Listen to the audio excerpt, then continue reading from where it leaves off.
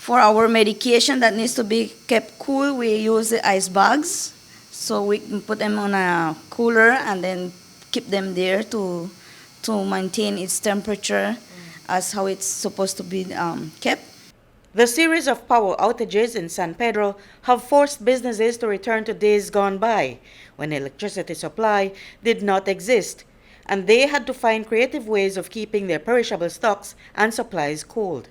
Nurse Siana Castaneda shared with News 5 that the interruptions in power supply have forced the staff at San Carlos Medical Clinic to resort to 20th century techniques to refrigerate their supplies and samples. And for the rest of the time without power, they sanitize the clinic. During a blackout, we usually use that time for clean, which is the sanitization of the materials, the sterilization of equipment. Okay. And then we also use for clean the pharmacies, the shelves, and all those stuff. Sometimes, I wouldn't say no, and sometimes it does affect because doctor uses some equipment, especially the lights, to assess the patients. So it does kind of affect us here. Medical exams using electrical equipment are just one area of business in which San Pedranos have had to endure inconvenience since Wednesday. Restaurants have also been affected by the setback. For Elvis Kitchen, that already owns a generator, the impact is not as severe as having to throw away spoilage. But they still must incur expenses they ordinarily wouldn't have the budget for, as chef and co-owner of Elvis Kitchen, Jenny Staines, told us.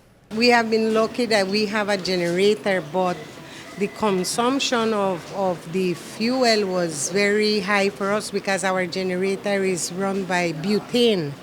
And we had to tap the tank, and the following day we had to do the same because we used 80% of the big tank. We have to observe the last. If we don't balance out, we have to observe it because we would never bring up any prices.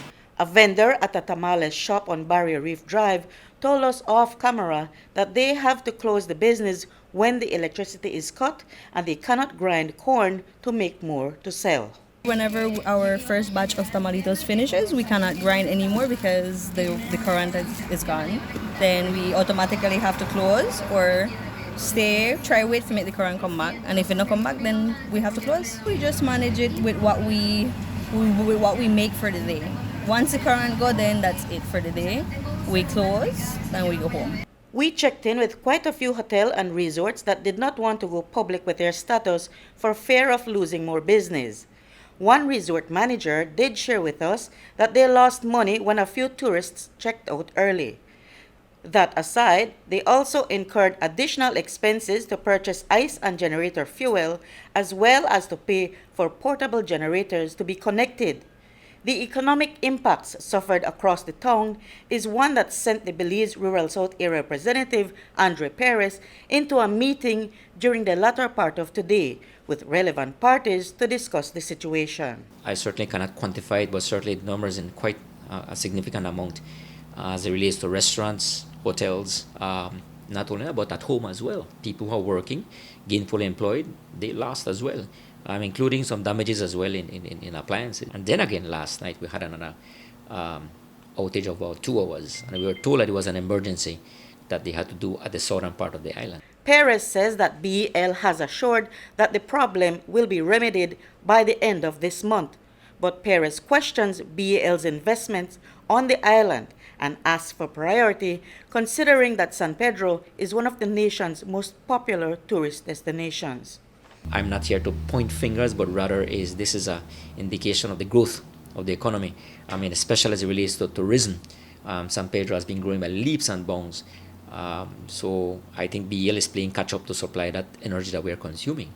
While we are getting short-term solutions right now to deal with this for the month of May, we need to know what is going up ahead because we need long-term plans as well. CEO John Mencias explained how BEL will expand its capacity over the next 10 years. For the period now, 2023 to 2032, the next 10 years, which is the plan, you see that we expect a huge spike in demand. because at the rate we have been, the rate of growth that we have been seeing, we are projecting that this is what the increase in peak demand will be in this country. Driven mainly, it seems, by tourism and to an extent by climate change as well.